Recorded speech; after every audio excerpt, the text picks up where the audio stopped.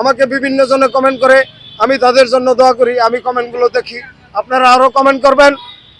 যারা আমাদের কমেন্টগুলো লেখে তারা কিন্তু বলে আমরা ভালো বলি, তাহলে যারা রাষ্ট্র চালায় তারা কি দেখে না?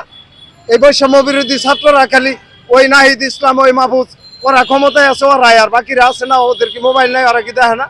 ওরা ঠিকই দেখে, কিন্তু ওরাও চিন্তা করতেছে আমাদেরকে বাদ দেওয়ার জন্য। কিন্তু এবারে পায়তারা করলে লাভ নাই। আমার ওদের হলো বৃহত্তর সংখ্যা, আমরা কিন্তু অল্প কিছু না। আমরা যেমন রিক্সা চালক, আমি কি অপ্রাপ্ত? আমার স্ত্রী, আমার ছেলে মেয়ে সবাই ভোটার, আমার পুত্রবধূরা ভোটার। আমরা এবার বড় ধরনের একটা ভোট ব্যাংক। আমি যদি এভাবে প্রকাশ করি হয়তো আমাকে গুম করা হতে পারে, তার কারণ হলো যে আমি রিক্সা চালকদের পক্ষে উচিত কথা বলি না। কিন্তু আমাকে গুম করলে কোনো লাভ নাই।